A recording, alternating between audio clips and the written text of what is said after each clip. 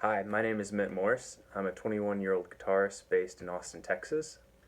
This video is a video breakdown lesson for two Jimmie Rivers solos on his tune Tippin In from the album Brisbane Bop. This video lesson is paired with a Guitarticle that features some background information on Jimmie Rivers as well as a PDF of the tab and standard notation of the solo. This lesson is going to be organized pretty much lick by lick or measure by measure.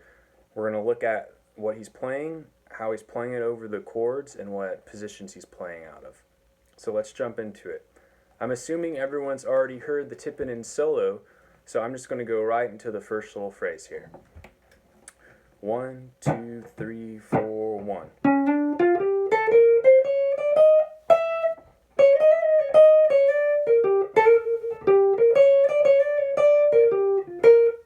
Okay, so that phrase is all over the B flat to the B flat 7 chord, and we're working our way towards an E flat and an E flat minor.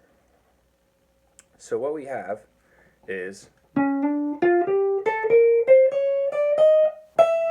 we're working out of our C shape, our B flat, and we're just going up the scale here. A little chromatic slide in. Up the blues scale. All the blues scale is throw in your flat third, your natural third, your 4, your flat 5. So when in that position, if we're in the C right here, this is the upper triad of the B flat, we've got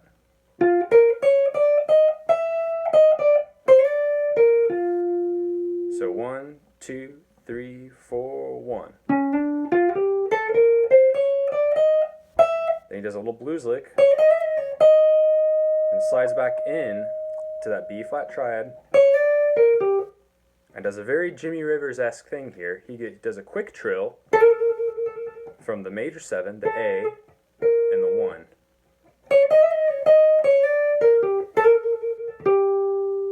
Okay?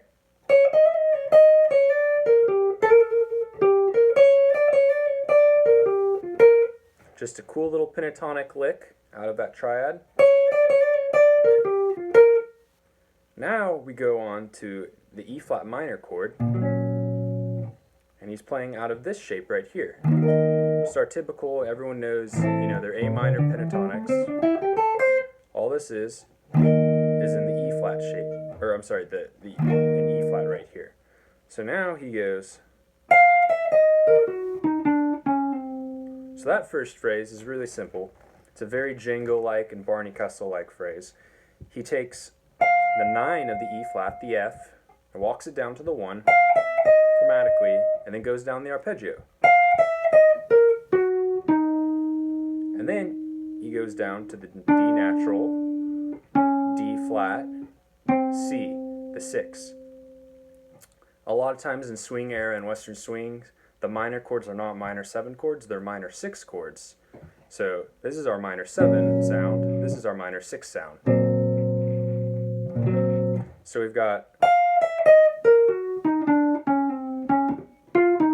all that little last part is just an enclosure into the E flat. Major 7, 9, 1. Okay, so we have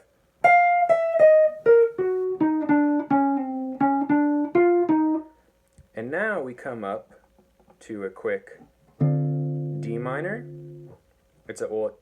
He plays D minor arpeggio, but really the chord changes are B flat, G, C, F, and that's just a 1, 6, 2, 5. But he's thinking D minor, it's the third out of the B flat. So we have our little D minor arpeggio right here, D, F, A, C. Based off that D minor shape that we all know. It's just kind of down here, 1 octave. So we got, then he goes down chromatically.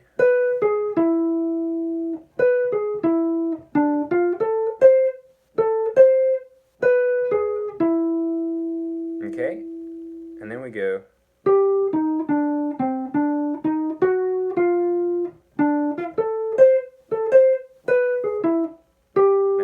the C minor.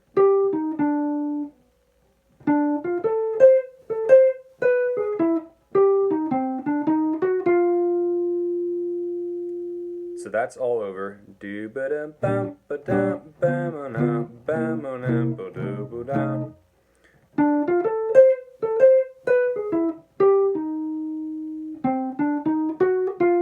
And this brings us into the next part of the phrase. So altogether, that whole thing sounds like 1, 2, 3, 4, 1.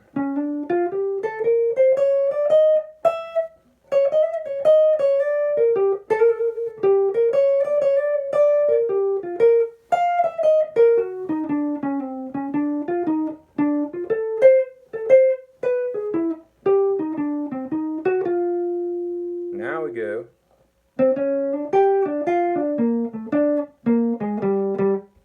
So now we're working out of our B flat position.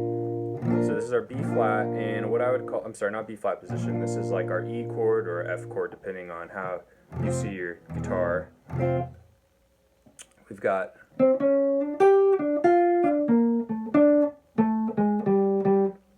so just highlighting the B flat 6, that G. Very Charlie Christian-esque line. And then when it comes up to the E flat, we go. And all of that is remember how I said we have the E flat minor 7, but really in Western swing it's a minor 6, or in swing. We've got this. It's an C minor arpeggio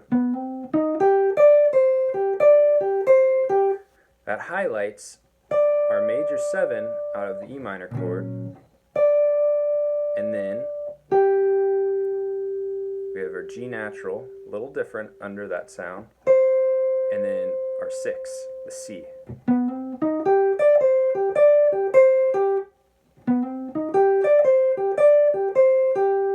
Then the E minor.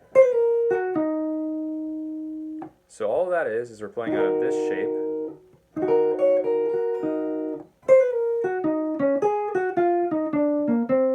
So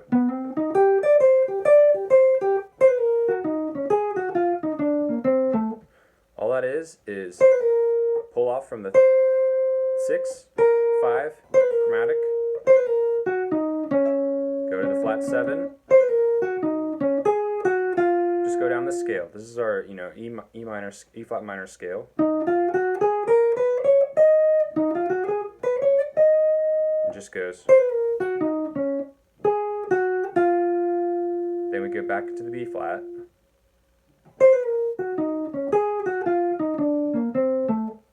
Okay, so from that kind of C minor lick to the E flat minor lick, we've got.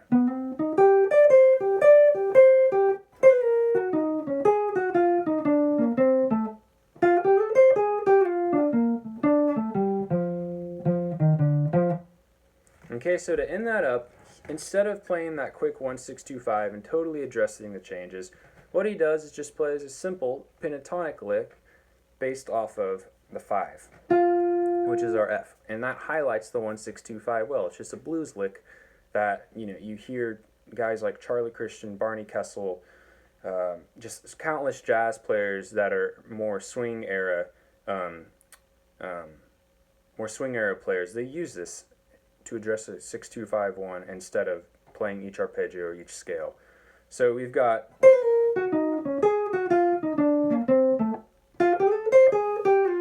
so it's just pentatonic, F, slide from your G to your A, then you grab the flat 3rd, that's the A flat, and go back down, and just go down the B flat arpeggio. So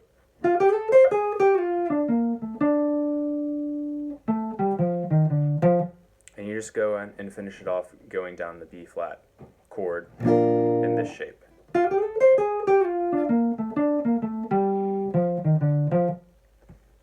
So that's all of solo 1. So to play that for you, it's 1, 2, 3, 4, 1.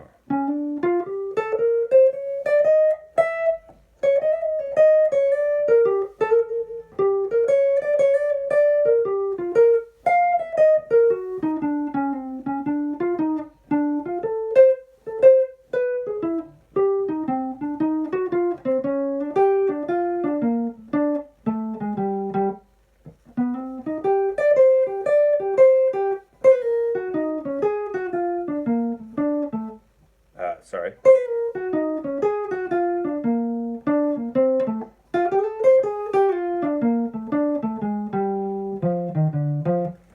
Okay, so that's all solo 1, and all of those are simply based out of easy chord shapes.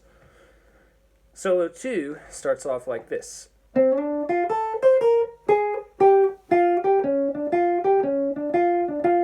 We're in this E or F chord shape in the B flat. That's something that Jimmie did a lot. He would slide in from either the flat 3 or the 9 and make an arpeggio, kind of like we did this D minor thing up here in the last solo. A D minor arpeggio, or a minor 3 chord arpeggio, because that really highlights all the beautiful tones of the 1 chord. He'll come up, hit what we would call, if we're basing it off the minor 3 chord, that's the flat 7. If we're basing it off of the 1 chord, that's the 9. And then close the 1. So we have, and then we come down.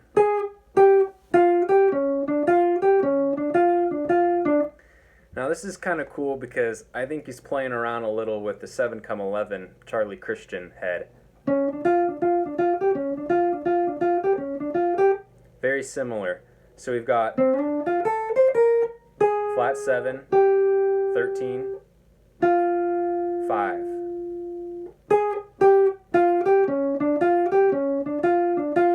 And we're just backing off and going back and forth from flat 3, 3. And that's just 5, 3, 5, 3. Then the next phrase, he does another C minor thing over the E flat that goes.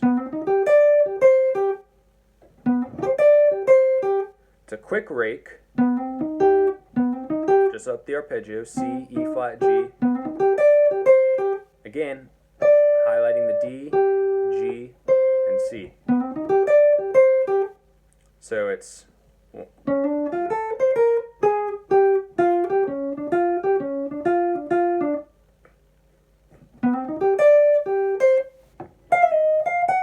now we're going back up to this E minor shape, E flat minor shape that he played out of in the first solo. Again, pulling off from the 9, very Django and Barney Kessel-like, and it's all over his playing. Now hitting the flat 3rd, the G flat, and just going down the arpeggio again. And that just sounds so great against this E flat minor or E flat minor 6 chord. Just highlights it totally. So we got hitting that 6, then just goes back up the E flat minor arpeggio again. And then finishes it off with the little blues lick. It resolves nicely, just based out of this B flat chord right here. That's in the C formation. Grab the E flat. That's 4, 3, 1. So all together, that solo sounds like this. 1, 2, 3, 4, 1.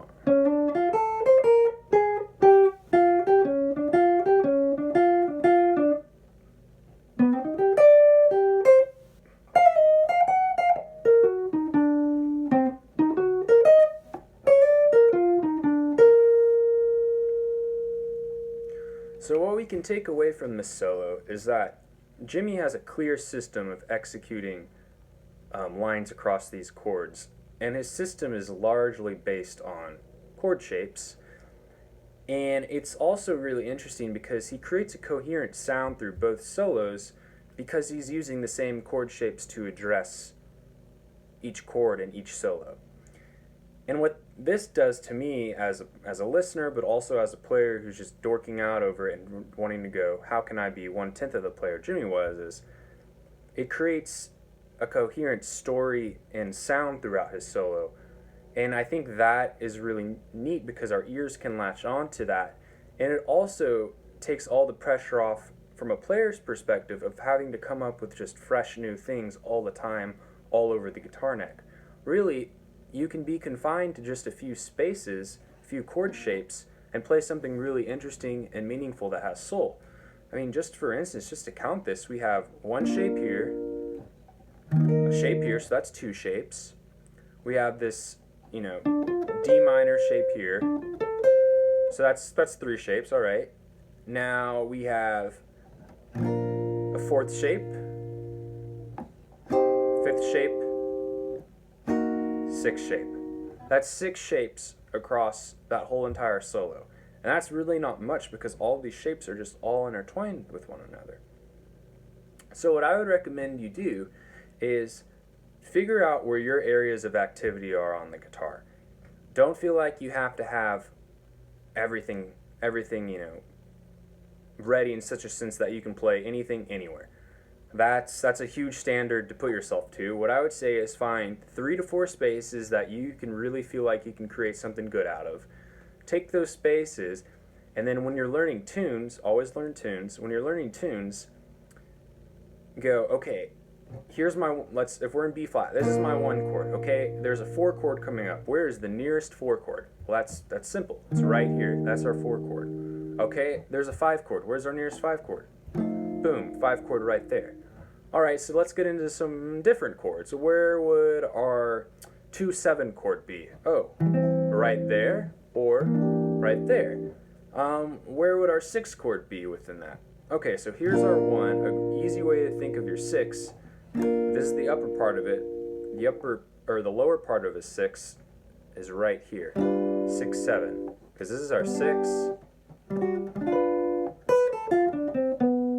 There's our 6. G7, B flat. What's another one? You could think of, just places to play blues licks, If it's a quick, 6-2-5-1 like we saw, and, Jimmy's like, no, I'm not going to play the changes, I'm just going to play a bluesy thing over it. Know where you can play blues. This is your best friend to play blues right here. You've got... all of that is going to fit over a 1-6-2-5. You've got this little pentatonic thing here. That's going to work and sound really great over it. So what I'm saying is figure out these areas of activity, find where all the common chords are around it and where the chords you're going to play are in tunes, and start working out of those shapes. If you have, 2 solos in a song, let's say you're playing a Western swing song and the band leader says, hey, here's your first solo. Take your first solo clearly in this shape. When it comes to your second solo, move it up to this shape. And do the same thing that I just did. You have your 1 chord, your 4 chord, you have your 5 chord up here, or your 5 chord right there, or right there, in the G shape. Your 2 chord would be right here, just the upper part of that. Your 6 chord, your G, would be right here. So it's all right there for you, and it's really easy to maneuver, so you're not having to go, from here to your, 2 chord here to your 6 chord here. It's no, it's all under your fingers right there, and you don't have to move all over the neck. And that's a huge thing that I really like about Jimmy's playing, is that it's all really confined into one area, and if he's going to leave that area, it's clear that he's leaving that area, and he's going to a new area, and he's going to camp out there for a few chords. So do that, and the last thing I would do is really drill your minor chords, because that's a little different. There's not too many minor chords in Western swing, but when you get into the swing era standard stuff, there's quite a few minor chords. So the best way to do that is to take 3 minor chord shapes. My favorites, let's just use G minor, just for an example here. G minor chord, everyone knows, is right here. Your next G minor chord, that's pretty familiar and easy to work out of, is right here. You've got this G minor arpeggio, G, B flat, D, F, G, B flat. And then your last one is this one, everyone knows.